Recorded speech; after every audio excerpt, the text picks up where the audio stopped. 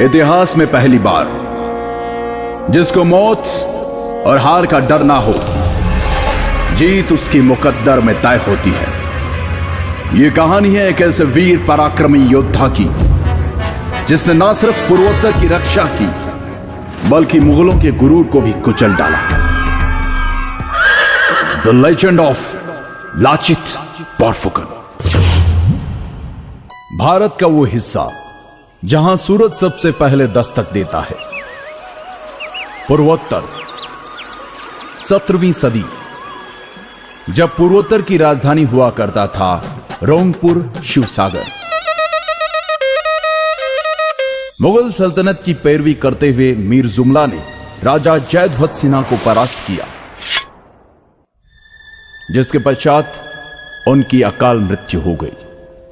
समय के गति चक्र के साथ आहूम राज्य के राज सिंहासन पर स्वर्गदेव यानी राजा चक्रध्वज सिन्हा विराजमान हुए, जिन्होंने अपने राज्य के प्रधानमंत्री आटुन बोड़ा गुहाई, जो कि बेहद चतुर, हर काम में निपुण और एक कूटनीतिज्ञ थे, के साथ मिलकर नए दुर्गों का निर्माण किया।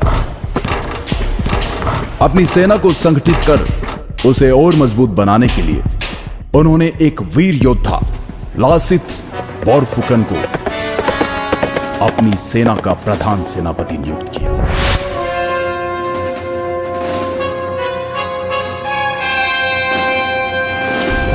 जो कि ऊपरी असम के पहले बोरबरुआ मोमाई तामुली बोरबरुआ के बेटे थे। लासित हर तरह के युद्ध कौशल में सामर्थ्य रखते थे। सेनापति नियुक्त करते वक्त राजा चक्रध्वज सिन्हा ने लासित को एक सोने से निर्मित हैंगडांग यानी तलवार उपहार स्वरूप दी। चक्रध्वज सिन्हा ने धीरे धीरे आसपास के सभी राज्यों से मित्रता के संबंध बनाने शुरू कर दिए और मुगलों के साथ की गई संधियों को तोड़ना शुरू कर दिया। यह सुनकर मुगलों के फौजदार फिरोज खान ने इस विषय को गंभीरता से लेते हुए राजा चक्रध्वज सिन्हा पर दबाव बनाना शुरू किया और चेतावनी दी कि अगर तुमने हमारे साथ की गई संधियों को ठुकराने की कोशिश की तो इसका परिणाम बहुत ही भयानक होगा। उधर इन बातों की परवाह किए बगैर प्रधानमंत्री आटुन बोड़ा गुहाई और प्रधान सेनापति लासित बोरफुकन ने मिलकर पहले छोटी छोटी जगहों पर और फिर अगस्त 1667 को गुवाहाटी पर भी फतह हासिल कर ली, जिसके तहत मुगलों को पीछे हटने पर मजबूर होना पड़ा। और तब राजा चक्रध्वज सिन्हा ने कहा था, अब मैं सुकून से 2 मुट्ठी चावल खा पाऊंगा।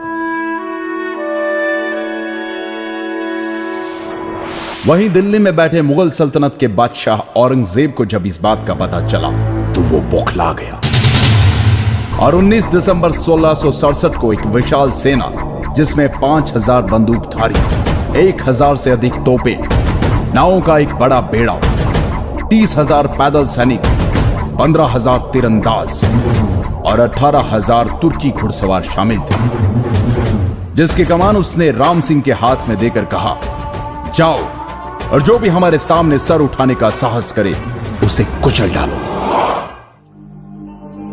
फरवरी 1669 को राम सिंह रंगामाटी आ गया और अपनी विशाल सेना के साथ उसने फिर से गुवाहाटी पर कब्जा कर लिया। तब लाचित ने कहा था कि यह बड़े ही दुख की बात है कि मेरे प्रधान सेनापति रहते हुए मेरा देश भयंकर समस्या से जूझ रहा है। मैं अपने राजा और प्रजा को कैसे इस संकट से मुक्त करूं? कैसे मैं अपने पूर्वजों के मान और सम्मान की रक्षा करूं? उसी दौरान राम सिंह ने एक चाल के तहत बाण के जरिए राजा चक्रध्वज सिन्हा को एक पत्र में लिखा कि लाचित ने हमसे गुवाहाटी खाली करने की एवज में 1 लाख रुपए लिए।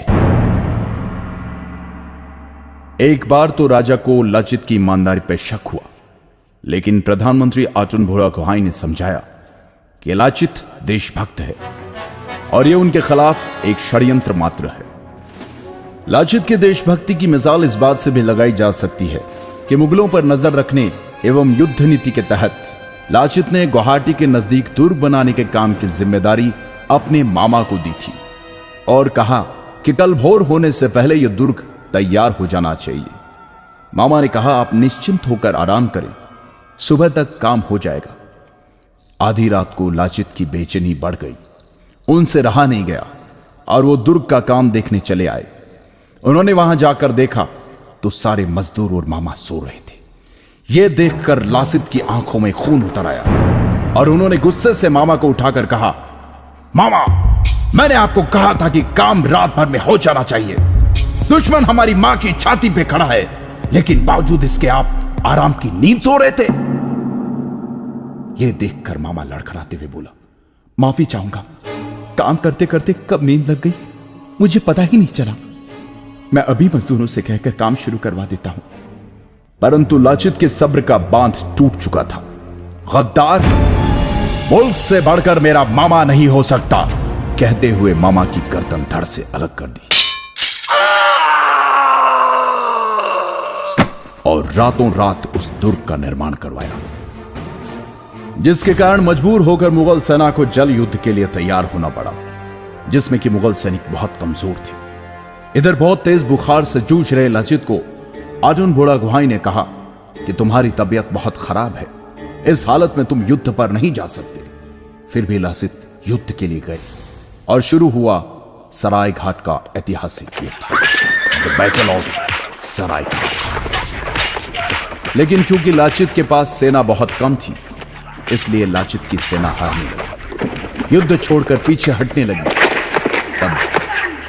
तब लाचित ने अपनी सेना से कहा, हे आसाम के वीर सैनिकों, अगर तुम में से कोई रण छोड़कर जाना चाहता है तो बेशक जाए, लेकिन मेरे राजा ने मुझे दायित्व दिया है, इसलिए जब तक मुझ में प्राण बाकी है मैं लड़ूंगा।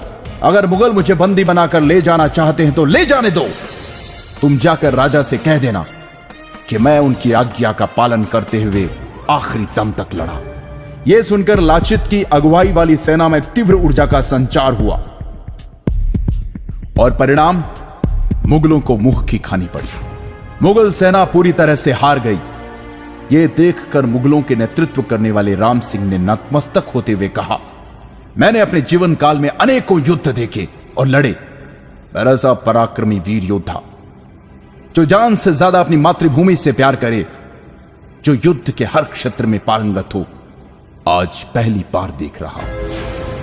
राजा की जय, सलाहकारों की जय, सेनापति की जय, देश की जय। हे लाचित, तुम्हें कोटि कोटि नमन। पूर्वोत्तर के इस वीर योद्धा को भारतीय इतिहास कभी नहीं भुला सकता। सराय घाट युद्ध विजय प्राप्त करने के 1 साल बाद लंबी बीमारी के चलते इस महान योद्धा का स्वर्गवास हो गया। 1672 में स्वर्गदेव राजा उदय आदित्य सिंघा ने जोरहाट से 16 किलोमीटर दूर हुलुंगपाड़ा में लाचित मैदान का निर्माण करवाया। लाचित बोरफुकन की वीरता और सराय घाट की लड़ाई में असमिया सेना की जीत के उपलक्ष्य में हर साल 24 नवंबर को असम राज्य में लाचित दिवस मनाया जाता है। राष्ट्रीय रक्षा अकादमी के सबसे अच्छे कैडेट को लाचित बोरफुकन स्वर्ण पदक से सम्मानित किया जाता है। वतन के लिए अपने प्राणों की परवाह न करने और असम के इतिहास के निर्माण की नींव कहलाए जाने वाले ऐसे महान योद्धा को शत शत प्रणाम।